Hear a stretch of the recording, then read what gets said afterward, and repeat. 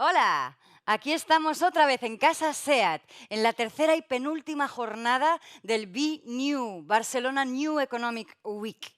Sois ya más, a ver si me centro, de 10.000 asistentes, de 10.000 participantes procedentes de 4 continentes, Europa, África, Asia y América. Y esto solo lo permite la tecnología. Gracias a ella, recordad que podéis contar con el B-Village, que os permite contactar con 128 empresas y con potenciales clientes y colaboradores de los 5 sectores que ha juntado, que ha reunido, interconectado BNew: Real Estate, E-Commerce, Digital Industry, Logistics y Economic Zones. También podéis visionar los contenidos emitidos hasta ahora en el Get Inspired, la plataforma que pone a vuestra disposición Be New, solo hasta mañana, hasta el 9 de octubre. Y todo ello gracias a la inteligencia artificial de la plataforma que se ha creado especialmente para Be New. Ha supuesto una inversión de 2 millones de euros. Bueno, fomentar el conocimiento es uno de los objetivos de Be New. Adquirir nuevos skills es una de las recomendaciones que hemos escuchado hasta ahora muy repetidamente. Y aprender de la experiencia, ¿no? La experiencia que, con paciencia, que es la madre de la ciencia, que se ha dicho toda la vida. Pues de eso va el panel de hoy, el panel BAFRICA 2. ¿Qué lecciones podemos extraer de la experiencia COVID-19 en el comercio y desarrollo de África? Este es el primer panel de hoy y queremos agradecer especialmente a African Economic Zone Organization por su apoyo en este panel. Ahmed Benis es su secretario general y es de Marruecos. Salam, Ahmed. Hola, buenas. Hola, buenas. Él moderará este diálogo entre Willy Chumba, de Zimbabue, y Stefano Inama, de Suiza. Good morning, everyone. Buenos días. Y cuando tú quieras, Ahmed, todo tuyo. Thank you so much. Thank you so much. We are very pleased to be here with you today. And of course, I would like to start by extending our thank you to the organization team of the BNU and of course the panelists for this that will join us for this outstanding panel. My name is Benis Ahmed. I'm the Secretary General of Africa Economic Zones Organizations and also the Group Business Development Director of Tangemed Group. So for the one who don't know Africa Economic Zones, we are the representative of the Economic Zones community, and we gather more than 80 members representing 45 African countries. Let me share some insight about the development of economic zones in the African continent. So the special economic zones were adopted relatively late in the continent, and most of the African countries did not execute their programs till late 90s. And as of today, there are more than 189 operating economic zones in the continent, 47 projects that has been announced for completions. But since its inception, the special economic zones in the continent have given a significant boost to FDI flows, creating an attractive investment conditions and supporting job creations. And over the past 5 years, 60 million jobs have been created in agro-processing, industrial fields, and services. And African economic zones are also facing an uncertain period as of COVID-19. It disrupts their activities and hinder their operations due to the lockdown restrictions. But since most African economic zones are reliant on manufacturing and export-led activities, so the global pandemic has also put the diversification of the global value chain as a center stage, involving the economic zones to be considered as a major stakeholder to implement innovative policies and innovative solutions.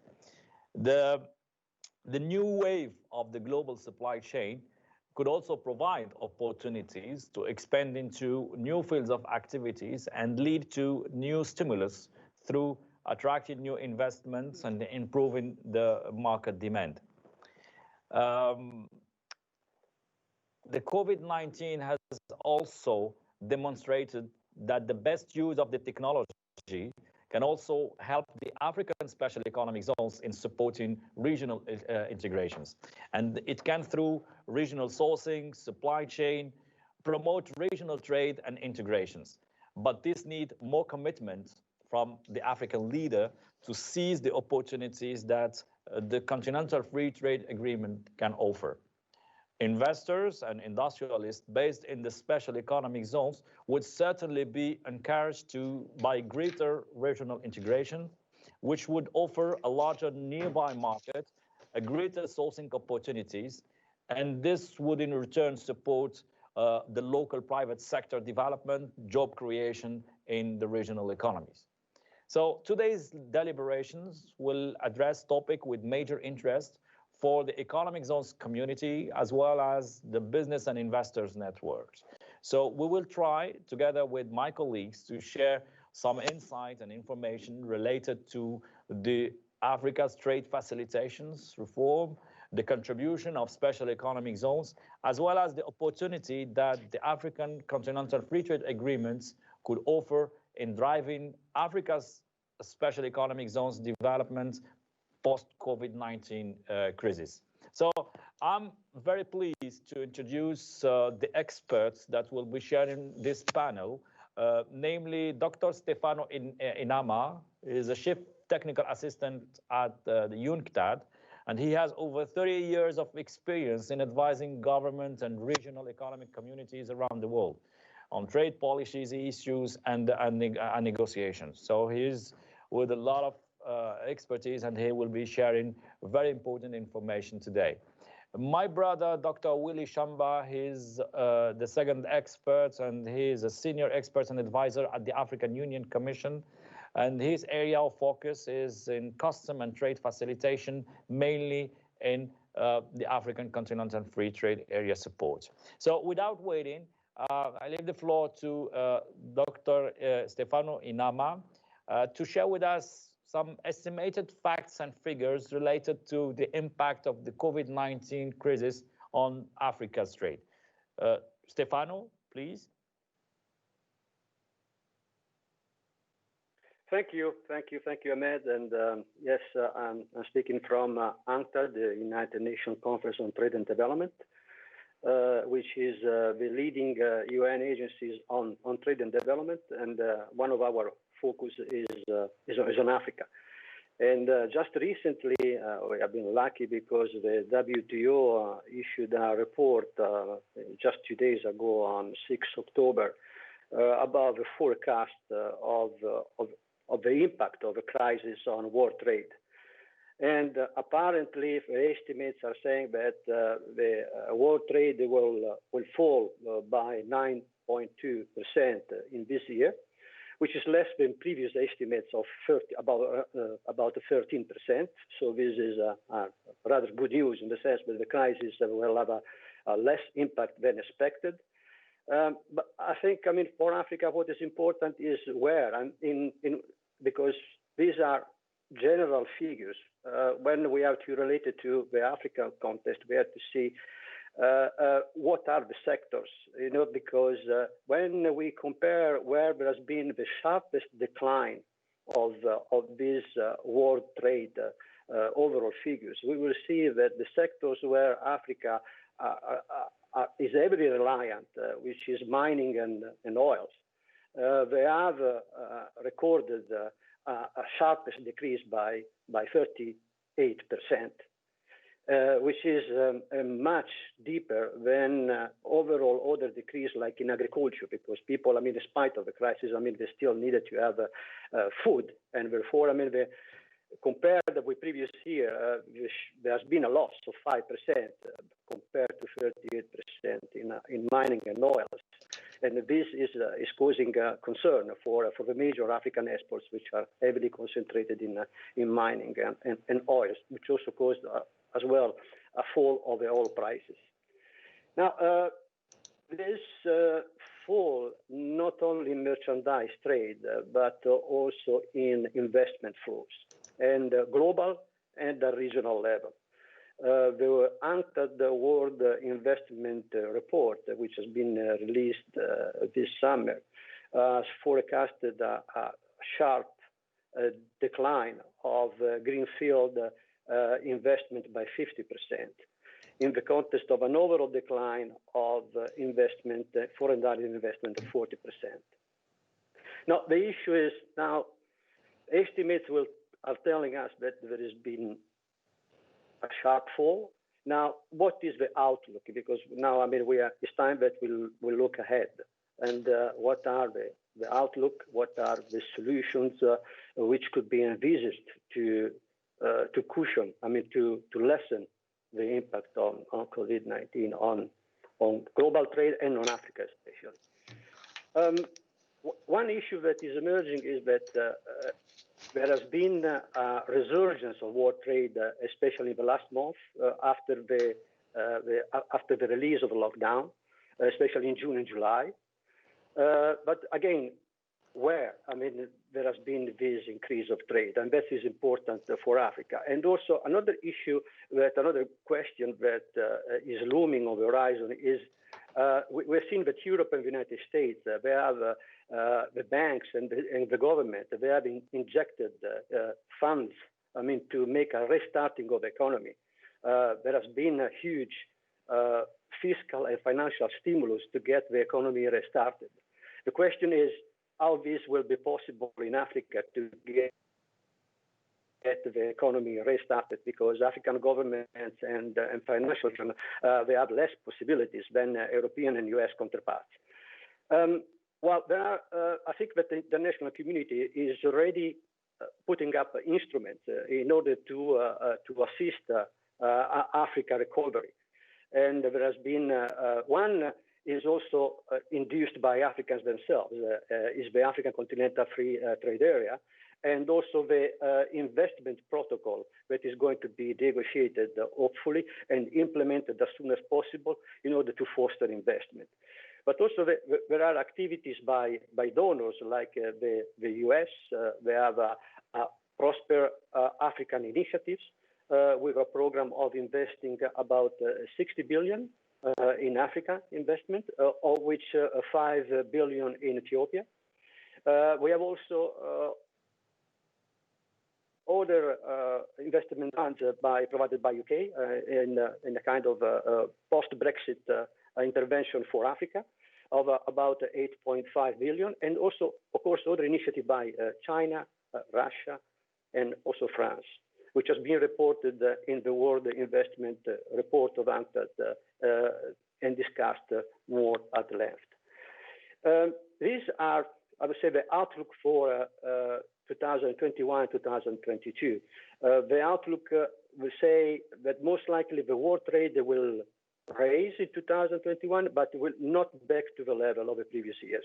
We will have to wait for a full recovery of 2022. That's the overall landscape, and then during our discussion, we can focus more on Africa issues. I think that the biggest challenge is that the sectors where Africa was relying, which were oil, tourism, minerals, and also agriculture. Agriculture meaning flour and vegetables, which were air freighted. This is where, I mean, unfortunately, we like it or not, there has been an impact. And now we have to start to look at recovery and using the tools to boost this recovery. Thank you. Thank you, Stefano. Thank you, Stefano. And I'm very, let's say, happy to hear some insights and some facts and figures, even if it's sometimes just an estimate, but at least it's provide, let's say,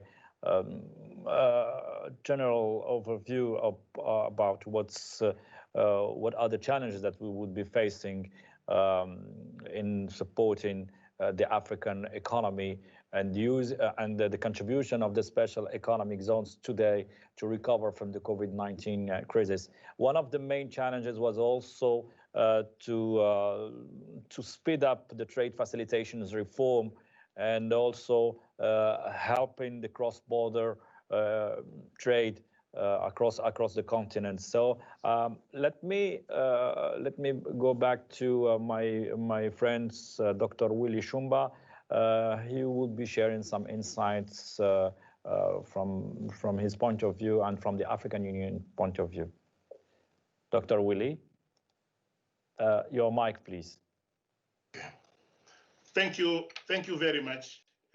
Thank you very much, and greetings to you all.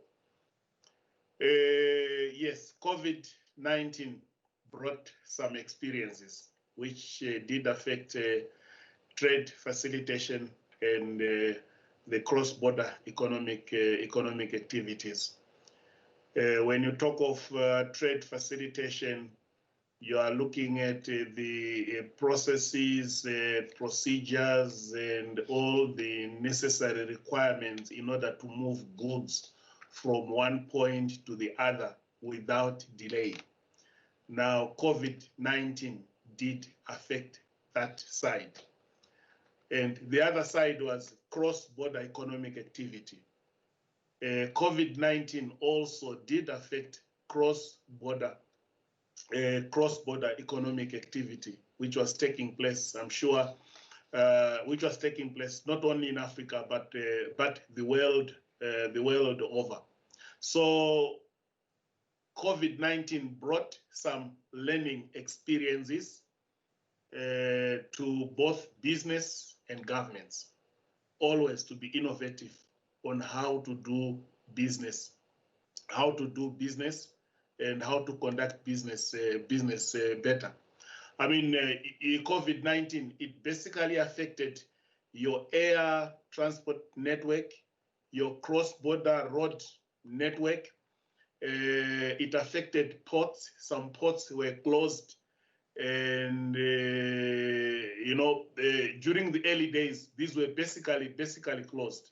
But with the going on of time, the African Union had to identify some corridors, trade corridors, for the essential goods, to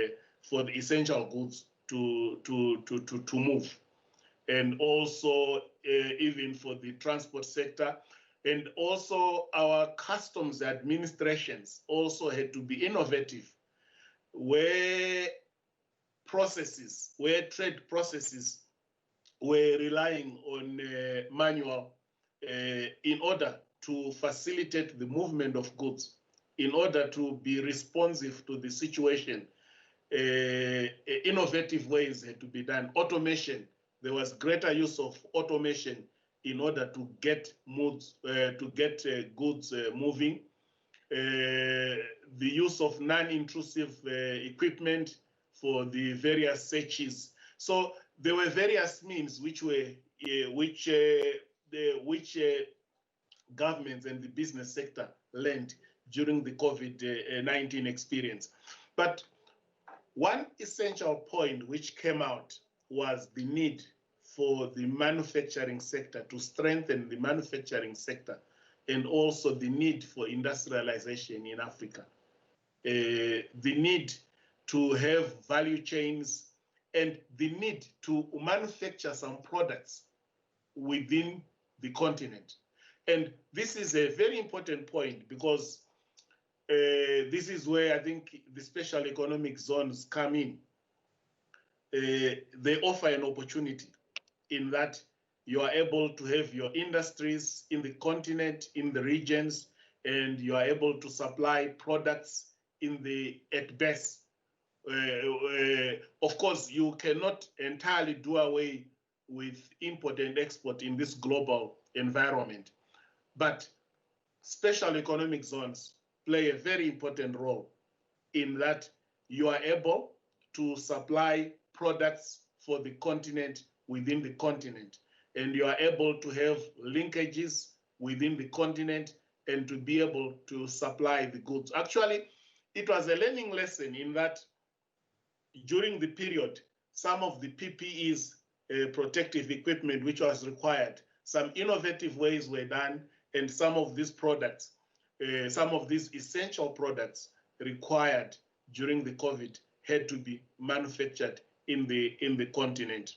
So the COVID experience was a turning point to an extent that even after COVID,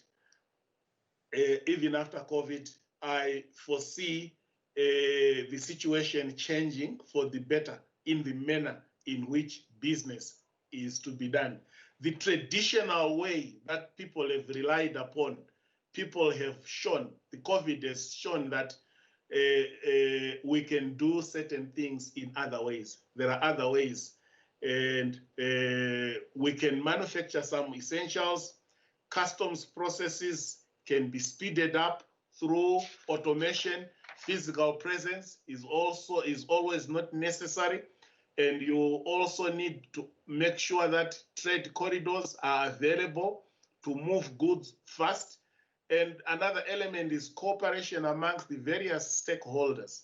You know, COVID and trade facilitation issues and the cross-border movement, it involved cooperation amongst various stakeholders, from your health departments in government, your agricultural departments in government, your transport sector, your logistics sector.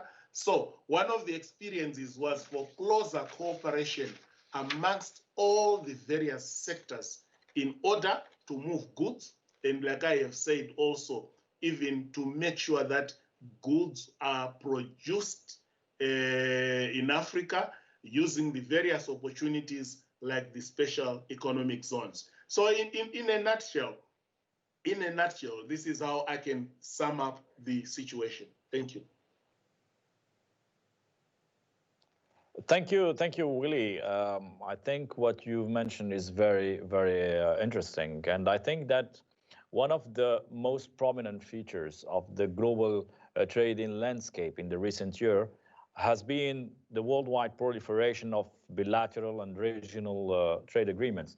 And Africa is no exception to this pattern. And the African government has also embarked in various regional integration processes with the aim and the objective of opening up a regional market and creating new opportunities for intra-regional trade and industrial development on the continent. And this is clearly what you mentioned earlier, Willie, and what also Stefano highlighted. So in this sense, we are entitled to develop new processes for the supply chain, supporting the vision of creating one African market and the African Continental Free Trade Agreement that stand for making a significant contribution to reducing trade transaction costs and facilitating the cross-border trade. So it also aims to boost the intra-African trade, enhancing the global trade performance and supporting regional and continental value chain, contributing to the expansions and diversifications of the continent's productive capacity. So in the African context and within the Continental Free Trade Agreement in particular, the special economic zones have proven to be a trigger for the development of regional industrial policy and could be considered as an important platform for scaling up regional production and export, boosting intra-regional trade, and promoting greater competitiveness in regional manufacturing industry.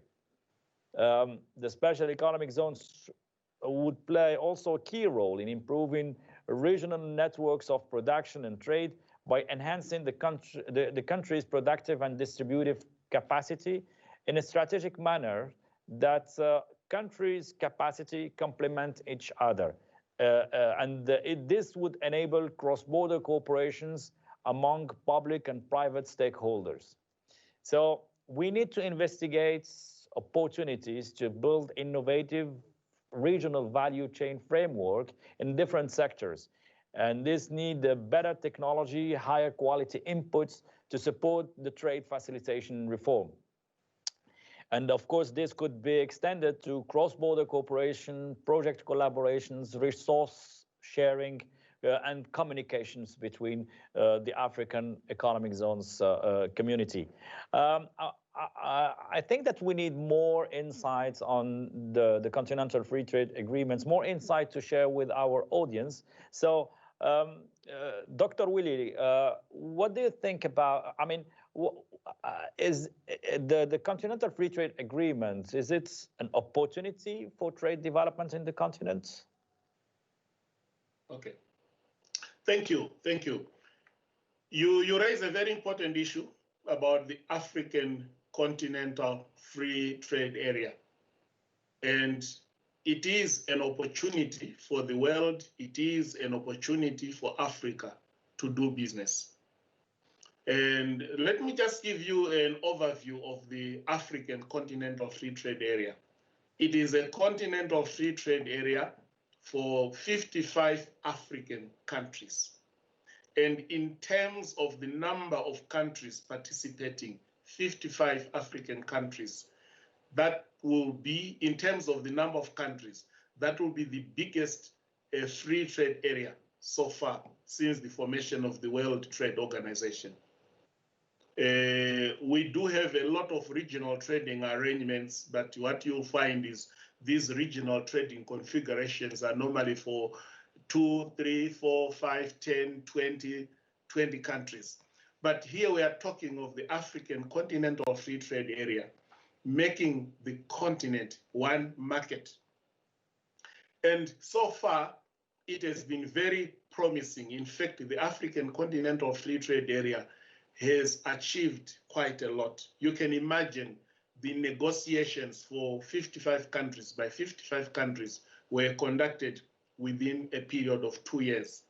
And it is a continental free trade area which will cover trade in goods, trade in services, those negotiations on trade in goods and trade in services, and how to handle dispute. Those negotiations have been concluded. But as Stefano indicated earlier on, there are certain issues which are still under negotiations. For example, your investment, issues pertaining to investment, issues pertaining to competition policy, issues pertaining to intellectual property rights. And as we talk right now, there is already talk that we need, Africa also needs to negotiate on issues pertaining to e-commerce. And that was as a result of what Africa and the world learned during COVID, that e-commerce is going to dominate. Actually, e-commerce is coming in heavily. So there is already talk of negotiations on e-commerce. So the African Continental Free Trade Area is talking of liberalizing trade in goods and services, to open up the continent for investment, to industrialize the continent so that the continent can be able to supply goods both continentally and also globally. Eliminate tariffs, eliminate non-tariff barriers, and bring up close cooperation amongst all the various stakeholders in order to produce, to move goods, and to facilitate trade. So again, there is an opportunity there when you look at special economic zones, because there is an opportunity to come and invest and supply goods within the continent. There are so many industries required: the automotive industry, the pharmaceutical industry, value addition, value chains. So all those are areas which open up opportunities, and it's actually opportunities for investment and industrial development. And again, like I have said, special economic zones would play a role. At the moment, we are looking at a market. I've said 55 countries, but in terms of numbers, you are looking at a market of 1.2 billion. And it's estimated that in the next 10 years, you could be looking at a market exceeding 1.7 billion. A market which is a market which needs goods supplied, from consumables to whatever you can, whatever any business person can think of. So it's a great opportunity created by the African Continental Free Trade Area. And the African Continental Free Trade Area itself, the agreement, it recognizes the importance of special economic zones. Actually, the provisions in the agreement actually talk of that special economic zones are a platform to accelerate development. And it encourages the countries to take advantage of the special economic zones, to develop value chains, and to take advantage, to create an investment climate for this facility, the special economic zones. So all these are opportunities which are being created by the African continental free trade area. And special economic zones are not really a new phenomenon in Africa. I believe we've got over 30 countries with special economic zones. But with these opportunities coming up, it actually enhances those who are already there, and it creates opportunities for others to come in. I also need to mention that the African Continental Free Trade Area has created trade facilitation instruments in order to facilitate trade to those who want to come and invest, and also for intercontinental trade. They have developed, African Continental Free Trade Area has developed instruments to ensure that that type of trade, that trade is supported. There is a customs cooperation instruments to enhance customs cooperation. There are instruments on transit to ensure that goods in transit don't incur extra cost and they are not delayed. There is a mechanism on how to handle non-tariff barriers to make sure that wherever they occur, they are dealt with expeditiously. There are also various instruments pertaining to standards so that those who are in the manufacturing sector, they are quite aware of the various standards which are required. And all these instruments are benchmarked against international best practices set by the World Trade Organization. So the opportunities are there. In fact, without trade facilitation, costs go higher, cost of production, and the landed price of goods are high. But with trade facilitation instruments there, it now means, it also means that the African Continental Free Trade Area has really set up a package to ensure industrialization, to ensure investment, and to ensure that goods are produced at minimum cost. So this is what I can also say as a way of showing that the African Continental Free Trade Area has done all it can to make sure that there are necessary support instruments to see this a success. Thank you. Thank you, Willie. Thank you. I think we all agree that the Continental Free Trade Agreement is definitely a great opportunity for the continent. You truly mentioned that it's a greater market. It's also an instrument to accelerate the development of special economic zones, supporting, let's say, the development of value chain, a regional value chain complementarity, industrial complementarity between country. Special economic zones is definitely the instrument or the platform, the tools that will support the development of such conditions, and let's say would offer the right investment conditions to attract investors, to develop industrializations, to support, let's say, trade between between countries, and this is definitely our responsibility as economic zones leaders, and for that we have many challenges, and there is many reform that has to be undertaken. So from the point of view of UNCTAD and you, Dr. Stefano in AMA, what are the main recommendations with regards to the development of economic zones, and what would be the perspective on effective management that economic zones should undertake in the continent? Thank you, Ahmed. I would say I show Ahmed this. It is a mask. Okay, so and at a certain point in the Western world, there has been a lack of this surgical mask, and this has created in the mind of governments, but also of people, two basic, I would say, trends in economic governance.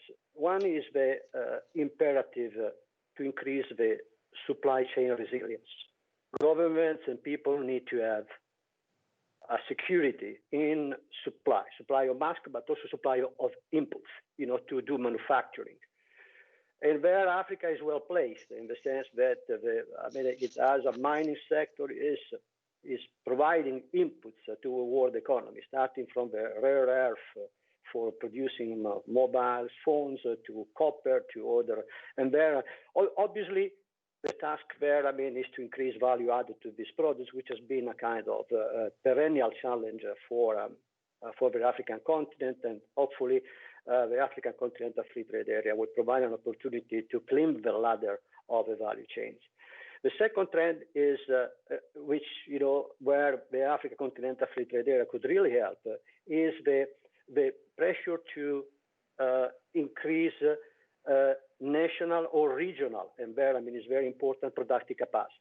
There is a strong feeling, there is a strong economic governance imperative to establish a stable, reliable supply of inputs, but also these inputs have to be manufactured regionally or locally.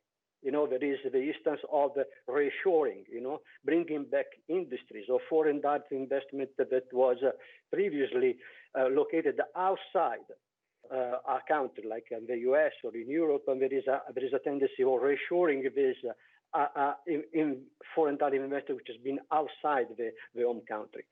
This is one of the challenges for the special economic zones, in the sense that the special economic zones administrator, they should look first at in their portfolio of the industries or services activities that they are located in their zone to see what are the trajectories of this investment in the sectors. It is a garment sector. The garment sector has had an impact.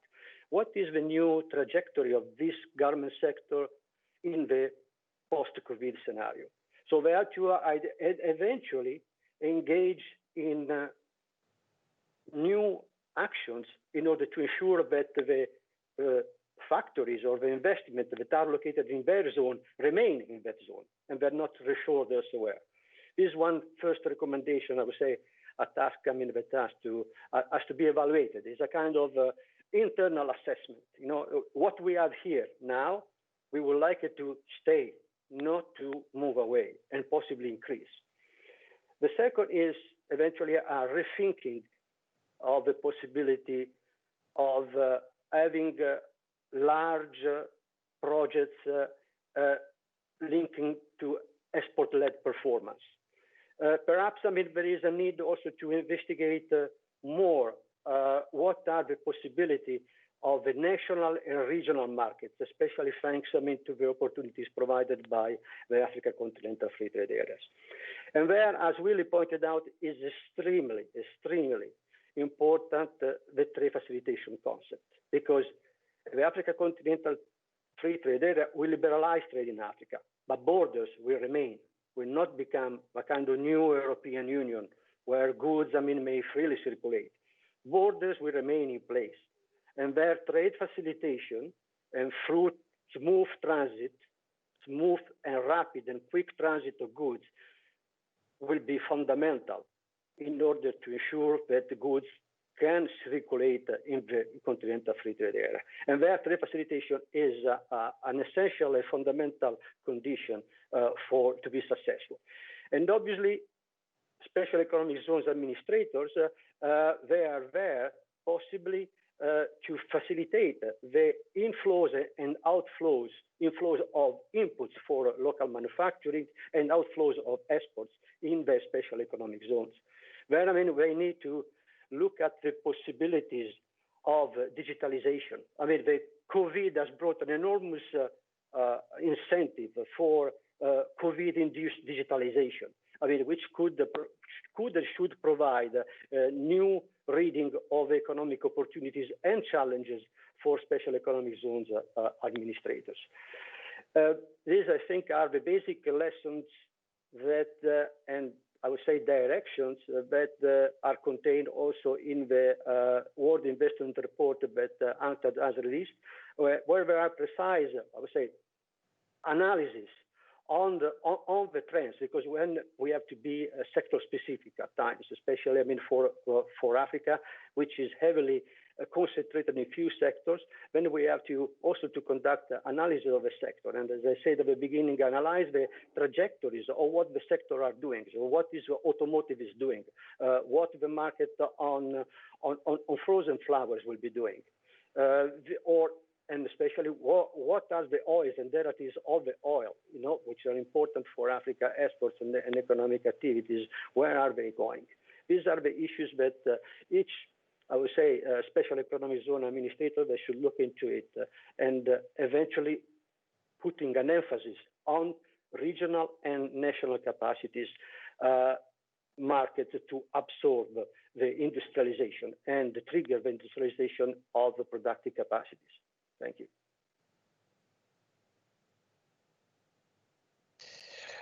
Thank you. Thank you, Stefano. I think what you mentioned is really important, and we do have a representative from special economic zones that follows this sessions. And this leads us to think about, let's say, the new orientations of the global value chains post-COVID-19 crisis, and if it will affect, if this would affect doing business in Africa. And we pick up some questions from the audience related to that. I'm just trying to summarize one or two questions that has been that has been shared.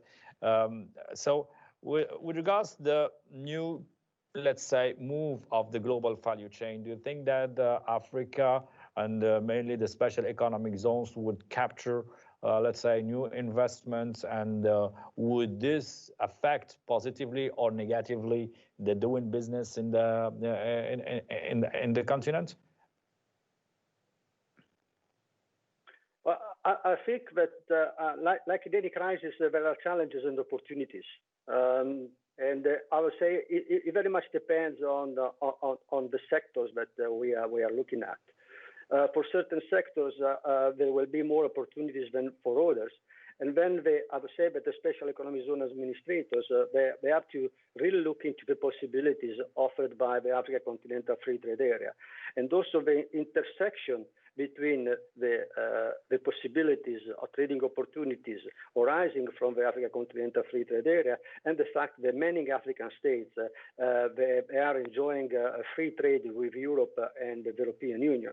So this offers a kind of a wide scenario for producing and basing and base productivity in the African region. Because if you produce in the African region and you have an efficient infrastructure, meaning efficient refacilitation and digitalization in the African region, then producing there, you will enjoy basically free trade with Europe, with the United States, thanks to the Africa Growth and Opportunity Act, and also, most importantly, by the Africa Continental Free Trade Area. I think the numbers that Willie pointed out of the possibility of that market are really impressive. Yet they have to be made effective. And that's the importance also of the negotiations that are undergoing. I think the special economic zones administrators and the business society in Africa, they should really participate, really be involved intensively with their governments in order to make sure that the negotiations are concluded and the negotiations are implemented by governments at local level. If the African Continental Free Trade Area will make a difference, will make it in this. The negotiations are concluded, the trade agreement is implemented, and the day after, customs implement at national level what has been agreed at African level. That will make a definitely change in the mind of administrators, in the mind of the Africa day-to-day business operation.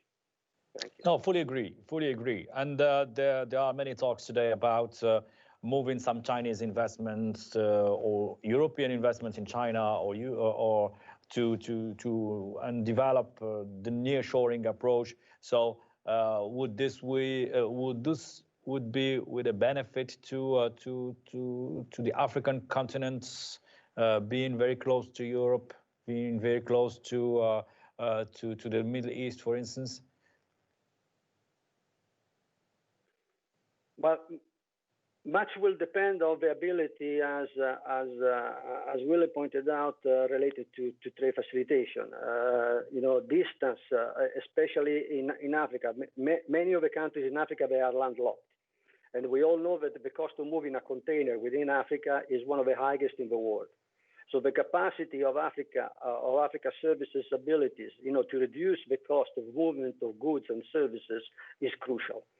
And also the investors, they look at the fact that there is trade liberalization, but trade liberalization per se is unable to attract investment. You need much more than that in order to attract investment, especially investing in manufacturing, in productive capacities. That's what Africa needs more.